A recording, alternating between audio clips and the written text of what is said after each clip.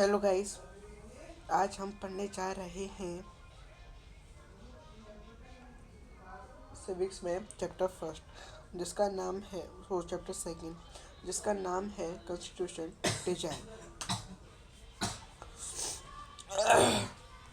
तो आइए शुरू करते हैं, पढ़ते हैं। ओवरव्यू मीन्स अवलोकन। We noted in the previous chapter that in a democracy the rulers are not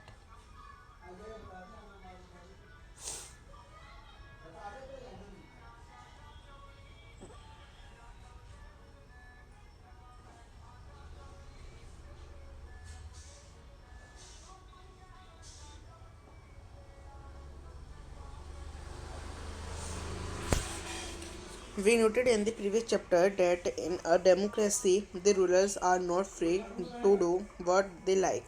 There are certain basic rules that the citizens and the government have to follow. All such rules together are called constitution. The supreme law of the country, the constitution determines the rights of citizens, the power of the government, and how the government should function. In this chapter, we ask some basic questions about the constitutional design of our democracy. Why do we need a constitution? How are the constitution drawn up? Who designed them? In what way? What are the values that shape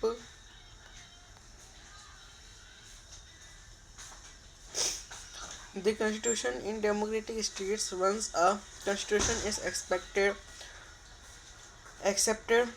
can we make changes later as required by the changing conditions? One recent instance of designing constitution for a democratic state is that of South Africa. We begin this chapter by looking at what happened there and how the South Africans went about this task of designing their constitutions. Then we turn to how the Indian constitution was made, what its foundational values are, how it provides a good framework for the conduct of citizens' life and of the government.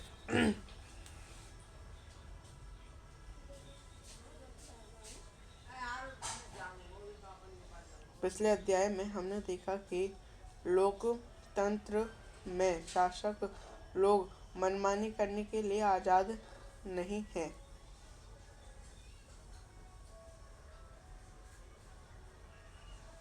कुछ बुनियाद नियम हैं जिनका पालन नागरिकों और सरकार दोनों को करना होता है। ऐसे सभी नियमों का सम्मिलित रूप संविधान कहलाता है। देश का सर्वोच्च कानून होने की हैसियत से संविधान नागरिकों के अधिकार, सरकार की शक्ति और उसके कामकाज के तौर तरीके को निर्धारण करता है। इस अध्याय में हम लोकतंत्र के संवैधानिक स्वरूप पर कुछ बुनियादी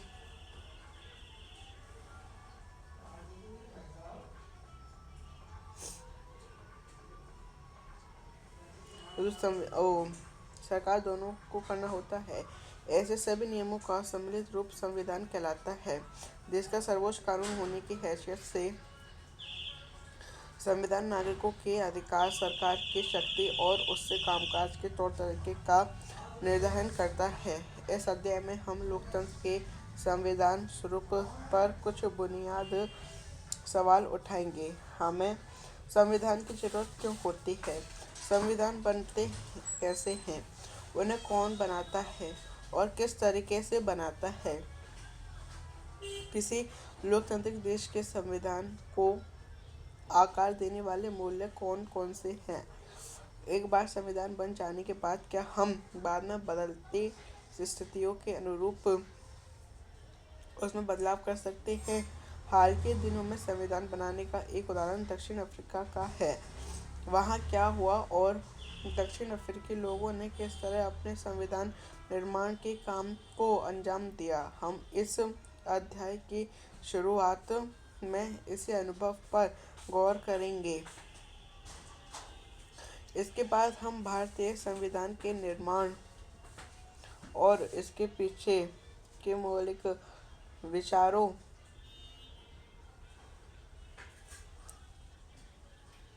विचारों मूल्यों की चर्चा करेंगे और देखेंगे कि यह किस तरह नागरिकों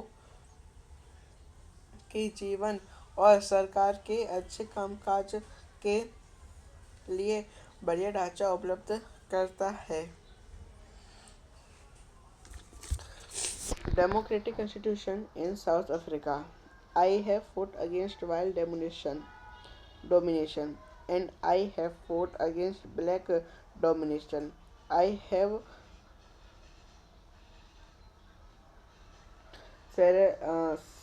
cherished the idea of a democratic and free society in which all persons live together in a harmony and with equal opportunities. It is an ideal which I hope to live and to achieve. But if needs be, it is an ideal for which I am prepared to die. This was Nelson Mandela being tried for treason by the white South African government. He and seven other leaders were sentenced to life imprisonment in 1964 for daring to oppose the apartheid regime in his country. He spent the next 27 years in South Africa's most dre- dreaded prisons.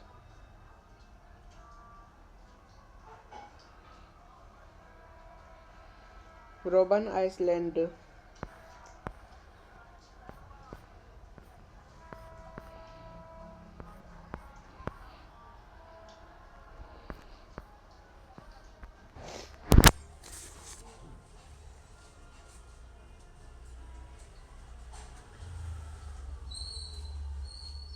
मैंने गोरों के प्रभुत्व के खिलाफ संघर्ष किया है और मैंने ही अश्वेतों के प्रभुत्व का विरोध किया है।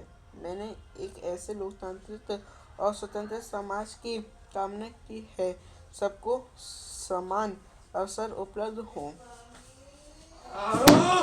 मैं ऐसे आदर्श के लिए जीवित रहना और इसे पाना चाहता हूँ।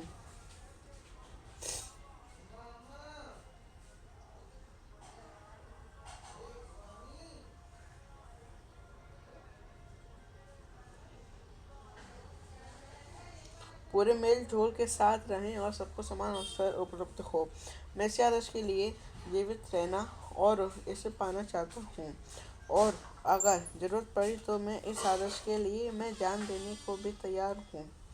नेल्सन मंडेला का कथन है, जिन पर दक्षिण अफ्रीका की गोरी की सरकार ने देशद्रोह का मुकदमा चलाया था, उन्हें और 7 अन्य नेताओं को 1964 में देश के रंग भेद से चलने वाली शासन व्यवस्था का विरोध करने के लिए आजीवन कारावास की सजा दी गई थी। अगले 27 वर्षों में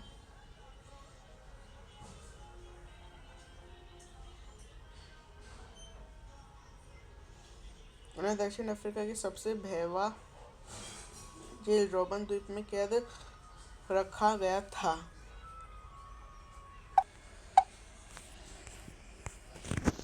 Struggle against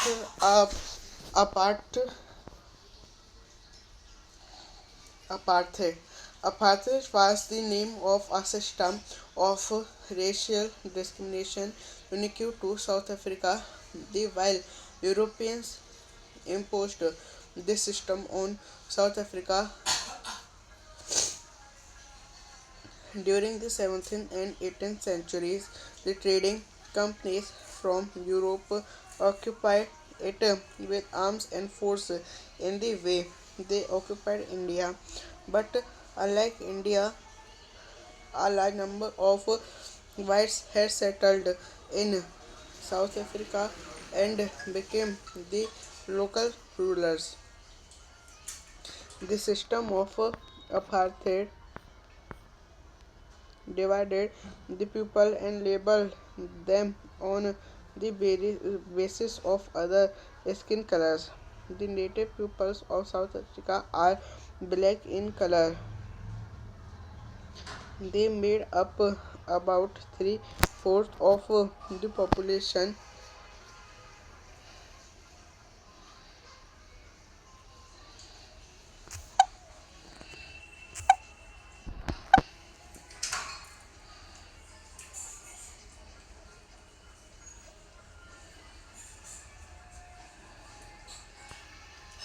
and were called blacks. Besides these two groups, there were people of mixed races who were called colored, and people who migrated from India. The whites rulers treated all non-whites as inferiors.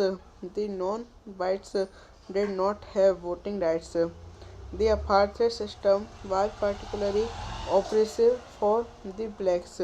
They were forbidden from living in white areas. They could work in white areas only if they had a permit. Trains, buses, taxis, hotels, hospitals, and schools and college, libraries, cinema halls, theaters, beaches, swimming pools,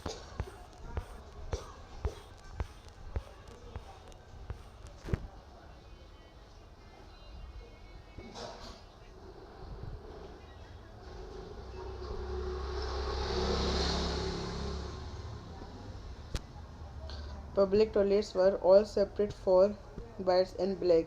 This was called segregation. They could not even visit churches where the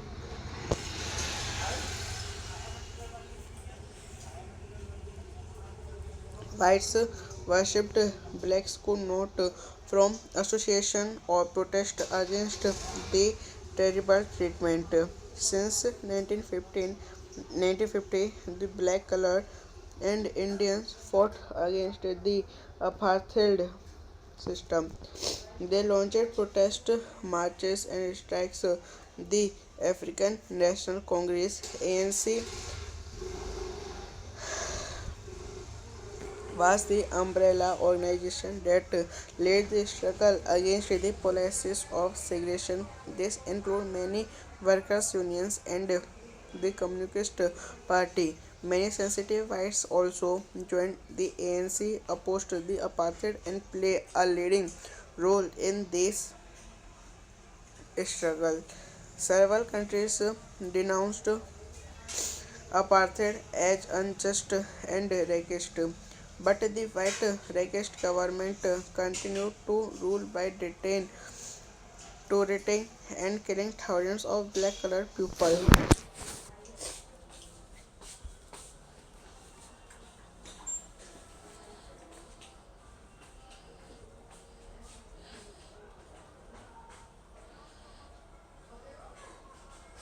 रंगभेद के खिलाफ संघर्ष।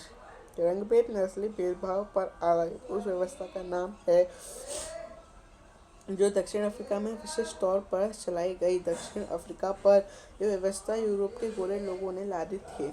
17वीं और 18वीं सदी में व्यापार करने आई Europe की कंपनियों ने दक्षिण अफ्रीका को भी उसी तरह हथियारों और जोर जबरदस्ती से गुलाम बनाया जैसे भारत को। पर भारत से उलट काफ़ी बड़ी संख्या में गोरे लोग दक्षिण अफ्रीका में बस गए और उन्हें स्थानीय शासन को अपने हाथों में ले लिया। रंग भेद की राजनीति ने लोगों को उनकी चमड़ी के रंग के आधार पर बांट दिया। दक्षिण अफ्रीका के स्थानीय लोगों के चमड़ी का रंग काला होता है। आबाद में उनका हिस्सा 3/4 है और उन्हें अश्वेत कहा जाता है। यह श्वेत और अवशेषों के अलावा वह मिश्रित नस्लों जिन्हें रंगीन चमड़ी वाला कहा जाता है और भारत में से गए लोग भी थे। गोरे शासक गोरे के अलावा शेष सबको छोटा और नीचा मानते थे। इन्हें वोट डालने का अधिकार भी नहीं था। रंग भेद की शासकीय नीति अवशेषों के लिए खासतौर से दमनकारी थी। उन्हें गोरों की बस्तियों में रहने बसने की इजाज़त नहीं थे। परमिट होने पर ही वह वहाँ जाकर काम कर सकते थे। रेलगाड़ी, बस, टैक्सी, होटल, अस्पताल, स्कूल और कॉलेज, पुस्तकालय, सिनेमाघर, नाट्यगृह, समुद्र तट, तरणताल और सार्वजनिक शौचालयों तक में गोरे और कालों के लिए एकदम अलग अलग इंतजाम थे। इसे पृथक्करण या अलग अलग करने का इंतजाम कहा जाता था। काले लोग गोरों के लिए आरक्षित जगह तो उनके गिराज घर तक नहीं ले जा सकते थे। आश्रितों को संगठन बनाने और इस भेदभावपूर्ण व्यवहार का विरोध करने का भी अधिकार नहीं था। 1950 से ही आश्रित, रंगीन चमड़ी वाले और भारतीय मूल के लोगों ने रंग-भेद प्रणाली के खिलाफ संघर्ष किया। उन्होंने विरोध प्रदर्शन किए और हड़तालों का आयोजित की। भेदभाव वाली इस शासन प्रणाली का विरोध करने वाले संगठन अफ्रीकन नेशनल कांग्रेस के झंडे तले एकजुट हुए। इनमें कई मशहूर संगठन और कम्युनिस्ट पार्टी भी शामिल थी। अनेक समझदार और संवेदनशील गोरे लोग भी रंग भेद समाप्त करने के आंदोलन में अफ्रीकी नेशनल कांग्रेस के साथ और उन्होंने इस संघर्ष में प्रमुख भूमिका निभाई। अनेक देशों ने रंग भेद की निंदा की और इस व्यवस्था के खिलाफ आवाज उठाई, लेकिन गोरी सरकार ने हजारों आश्रित और रंगीन चमड़ी वाले लोगों की हत्या और दमन करते हुए अपना शासन जारी रखा।